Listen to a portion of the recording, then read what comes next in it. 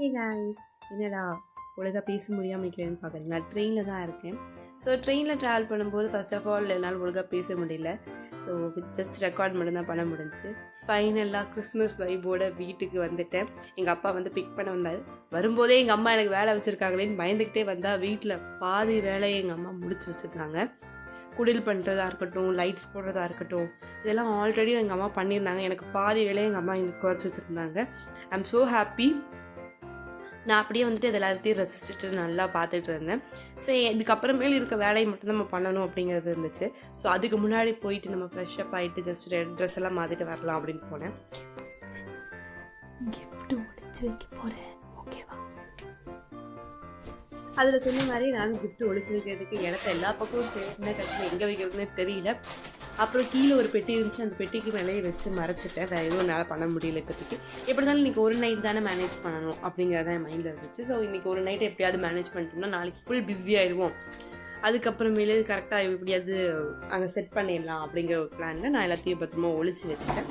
So ஒழிச்சதுக்கு அப்புறமேலே நான் வாங்கிட்டு வந்த ஸ்டாரை வந்து அந்த குடிலில் கட்டணும் இல்லையா, அதுதானே ஃபஸ்ட் ஒர்க். ஆல்ரெடி எங்கள் அம்மா குடில் பண்ணியிருந்தாங்க. அப்புறம் நான் உட்காந்து அந்த ஸ்டார் மட்டும் கட்டி விட்டேன். அது ஸ்டார் கட்டினது ஒரு மிஸ்டேக் இருந்துச்சு. அப்புறம் எங்கள் மம்மி தான் வந்து ரெடி பண்ணாங்க. நைட்டு ஒரு 11 o'clock இருக்குங்க. நானும் எங்கள் அம்மாவும் உட்காந்து அந்த டெக்கரேஷன் ஒர்க்குக்கு இப்போயே பண்ண ஆரம்பிப்போம், அப்போ தான் முடியும் அப்படின்னு சொல்லிட்டு எங்கள் அம்மாவும் நானும் உட்காந்து அந்த டெக்கரேஷன் ஒர்க்கெல்லாம் ரெடி பண்ண ஆரம்பிச்சிட்டோம். ஸோ கொஞ்சம் கொஞ்சமாக வந்து பண்ணி இப்போயே வச்சுட்டோம் அப்படின்னா நாங்கள் தூங்குறதுக்கே அரௌண்ட் 1 o'clock ஆயிடுச்சு நாங்கள் படுத்துக்கிறதுக்கு. நான் அப்போ தான் வந்துட்டு டெக்கரேஷன் ஒர்க் எல்லாமே ஆரம்பிச்சிட்டேன். இதெல்லாம் உங்களுக்கு ஞாபகம் இருக்குன்னு நினைக்கிறேன். போல வீடியோஸில் நம்ம என்னென்னலாம் டெக்கரேஷன் பண்ணது தான் நான் வந்து இதில் ஒன்றா மாட்டி ஒரு ஹேங் பண்ணியிருக்கேன். இது பார்க்க ரொம்பவே நல்லா வந்துருந்துச்சு. எக்ஸ்பெக்ட் பண்ணதை விட நல்லாவே இருந்துச்சு. ஸோ இது வந்து நான் உங்களுக்கு ஞாபகம் இருக்கும், சார்ட் பேப்பர்ஸ் வச்சு கலர் பேப்பர்ஸை வச்சு நம்ம பண்ணது தான். ஸோ அதுக்கப்புறமேலே பார்த்தீங்கன்னா என்கிட்ட ஒரு லைட்ஸ் இருந்துச்சு. அதை வச்சு கிறிஸ்மஸ் ட்ரீ பண்ணலாம் அப்படின்னு ரெடி ஆகிட்டோம். அது பண்ணுறதுக்கு தாங்க இருக்கிறதுலே ரொம்ப டைம் ஆயிடுச்சு.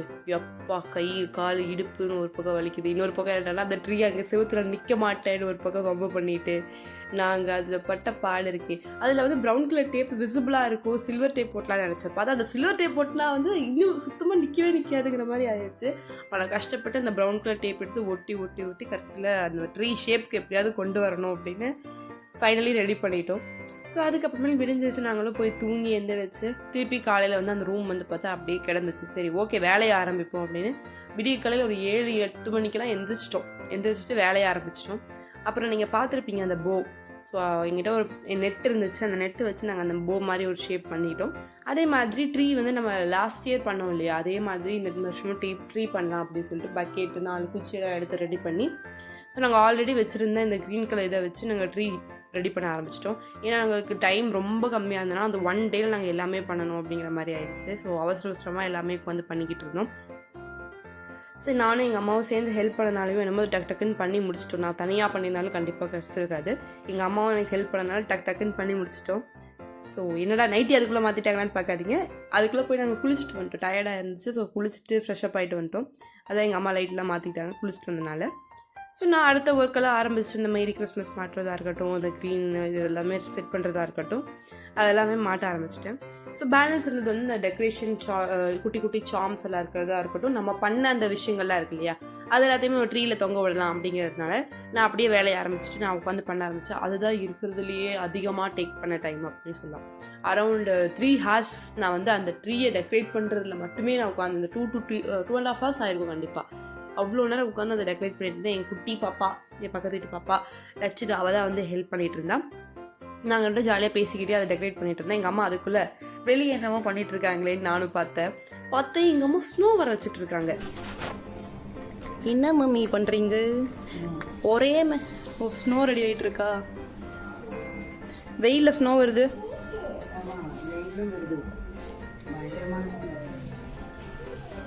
ஓ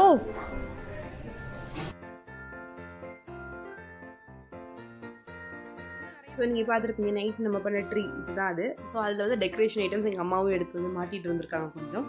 ஸோ எங்கள் அம்மாவுக்கு வந்து இந்த வேலை மட்டும் இல்லை இல்லையா, வீட்டில் இருக்க வேலையை சேர்ந்து பண்ணணுங்கிறனால கொஞ்சம் இதாக இருந்துச்சு. ஸோ ஃபைனலாக நாங்கள் டெக்கரேஷன்ஸ் ஓரளவுக்கு முடிச்சிட்டோம். ஸோ அதுதான் இப்போ காமிக்கிறேன். இது எங்கள் வீட்டில் வந்து குட்டி ட்ரீ 1 inch 1 meter ஏதோ அளவுக்கு இருக்கக்கூடிய ஒரு குட்டி ட்ரீ. இது போ தெரியுதா, நம்ம பண்ண அந்த பைப் பினஸ் வச்சு பண்ண அந்த போ தான் அது. ஸோ அதில் டெக்கரேஷன்ஸ்லாம் மாட்டி வச்சுருக்கோம். அண்ட் திஸ் ஒன் எங்களோட பெரிய ட்ரீ நாங்கள் ரெடி பண்ணது. சரிதான், நம்ம பண்ண நிறைய விஷயங்கள் அதில் தொங்க விட்டுருக்கோம். நெக்ஸ்ட் டைம் வந்து இன்னும் அதிகமாக பண்ணி நம்ம மாட்டலாம் அப்படிங்கிற ஒரு பிளான் இருக்குது. பார்க்க ரொம்ப அழகாக இருந்துச்சு. நாங்கள் எதிர்பார்த்தது விட நல்லாவே வந்திருக்கு ட்ரீ.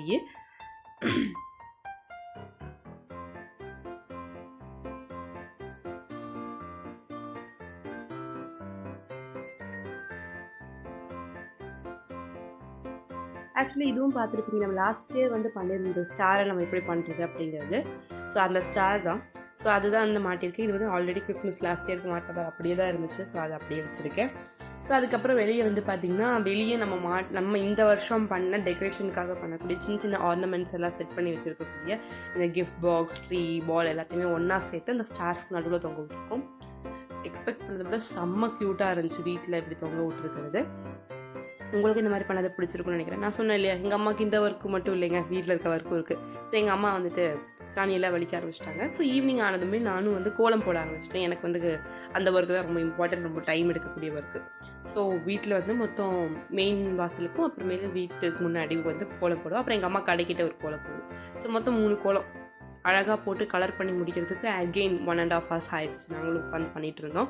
எனக்கு பர்சனலாக நான் இப்போ பண்ணி டெக்கரேட் பண்ணதில் எனக்கு அந்த போ ரொம்ப பிடிச்சிருந்து. இந்த வருஷம் நாங்கள் புதுசாக பண்ணோம் அப்படிங்கிறனாலையோ என்னமோ it's so cute and so beautiful அப்படின்னே சொல்லலாம்.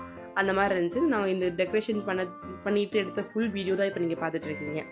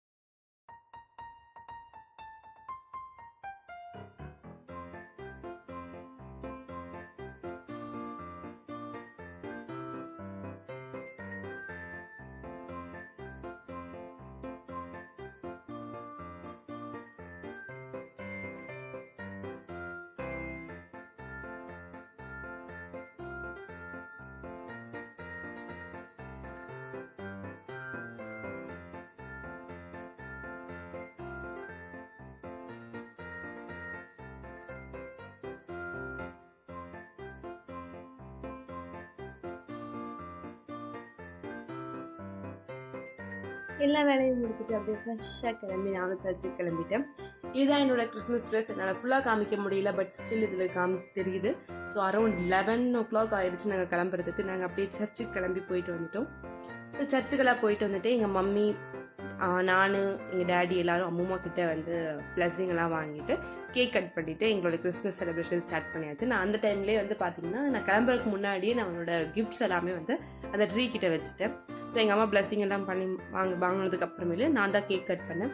ஐ திங்க் இதில் உங்களுக்கு என்னோடய ட்ரெஸ் தெரிஞ்சிருக்குன்னு நினைக்கிறேன். உங்களுக்கு எப்படி இருக்குன்னு கமெண்ட்ஸ் பண்ணுங்கள்.